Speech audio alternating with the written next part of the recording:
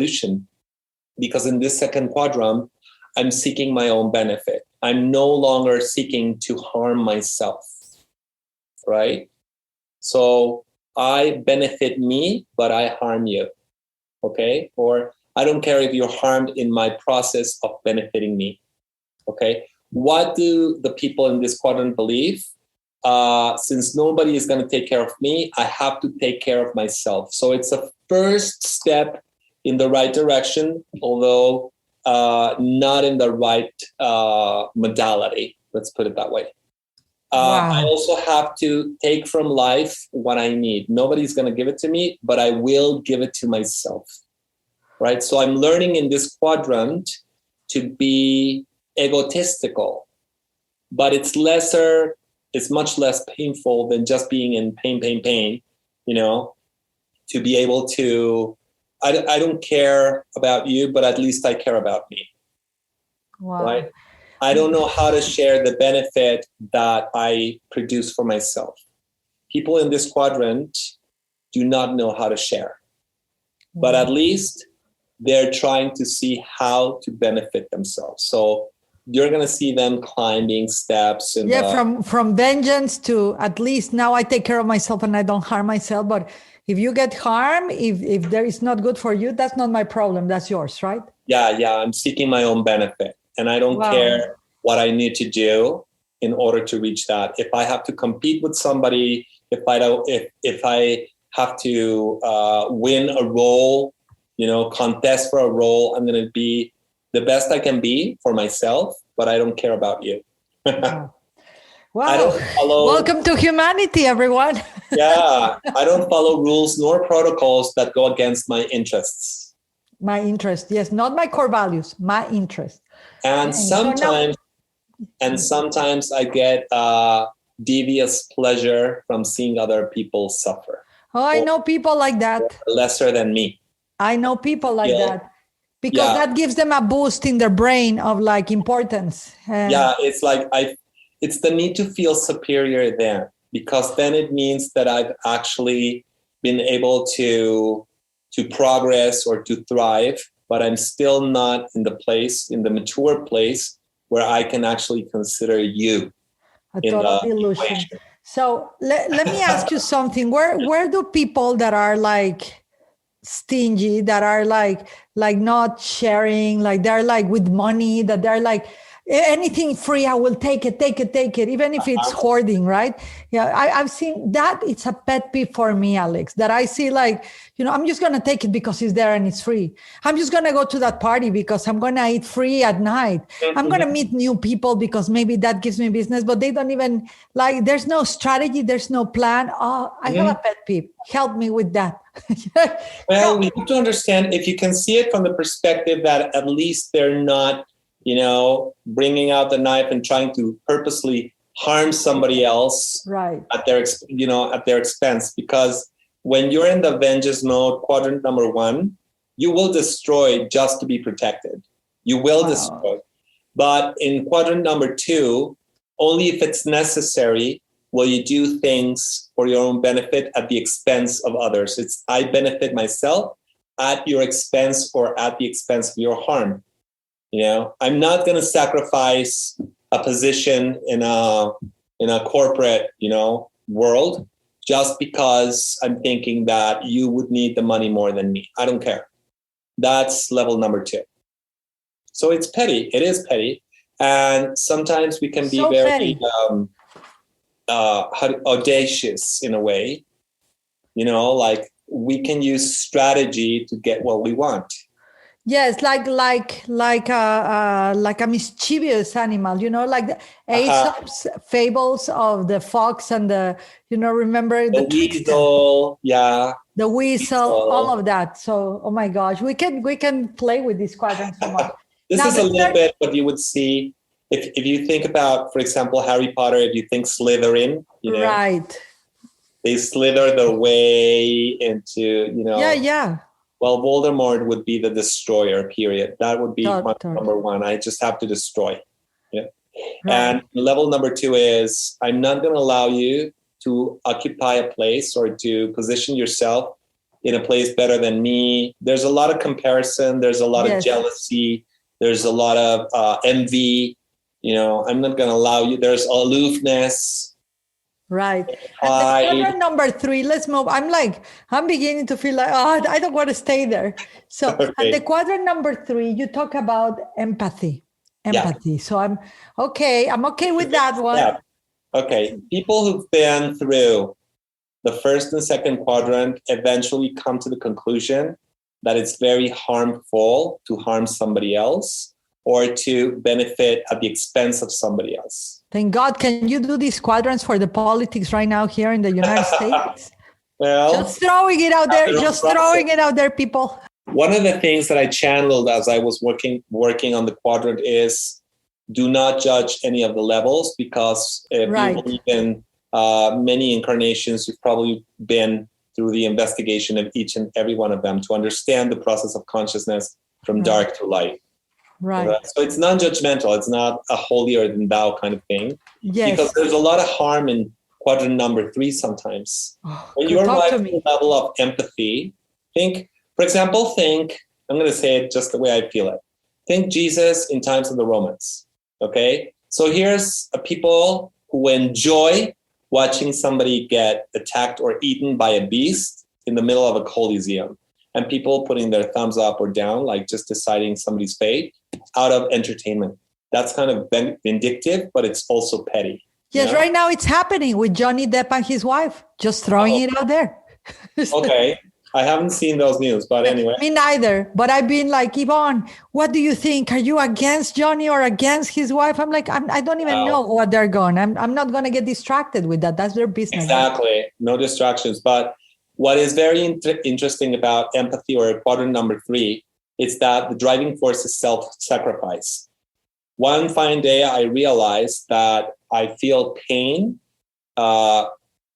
creating pain for others, no matter how I did it, whether competing and, maybe somebody needed more money than another person in the same position, in the same work position, and they realize that they brought harm and it becomes more harmful. This is when you start feeling other people. You become an empath. And the primordial conviction here has to do with, I'm never going to harm anybody anymore. So I rather harm myself to stop myself from harming others, if that's going to be the final result. So it's very intense, because when we're here, we enjoy bringing benefit to other people. We finally start sharing.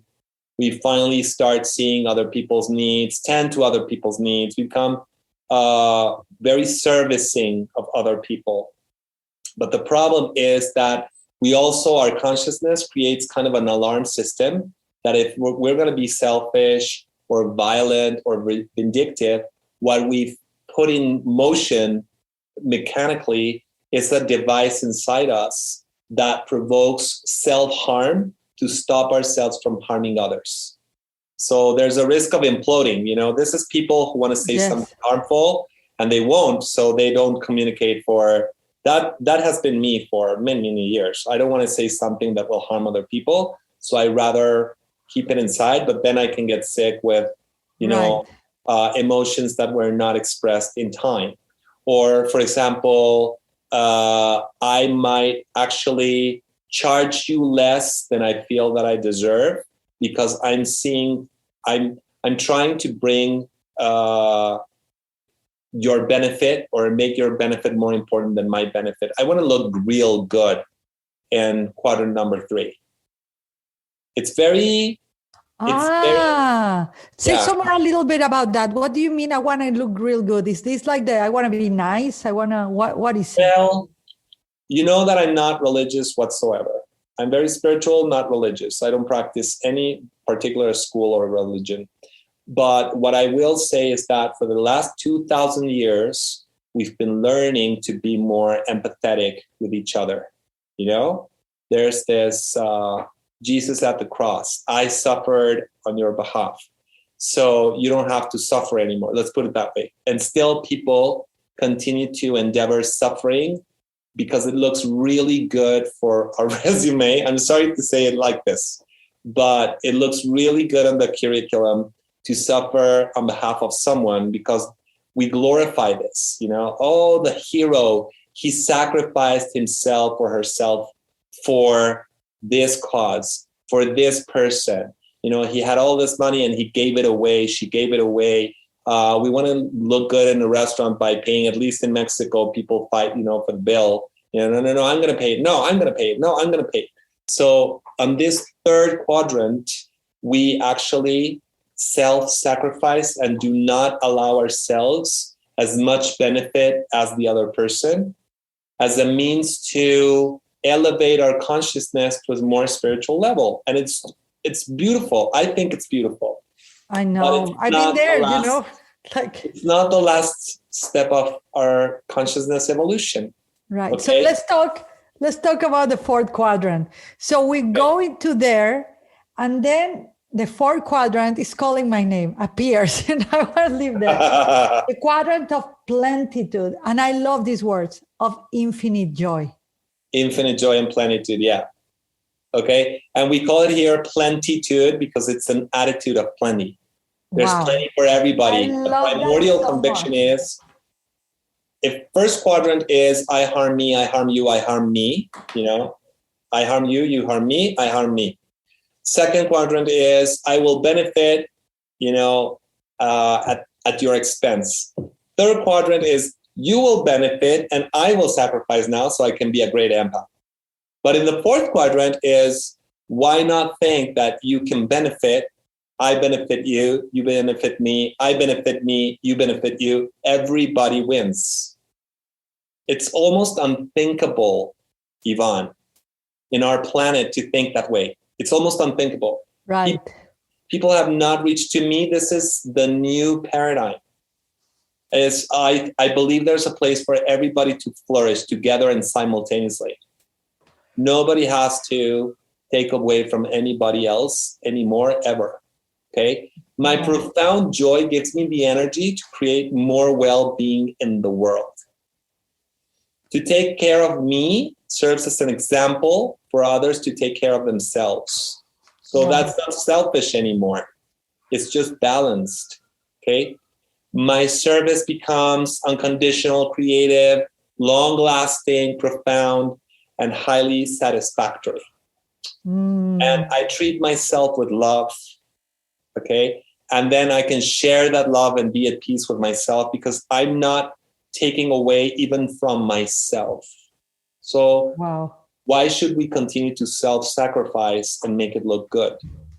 And how do we know this? Because in third quadrant, a lot of people will, if you believe in the third quadrant, self-sacrifice, people will say, and why did you charge for your services? You should be sacrificing.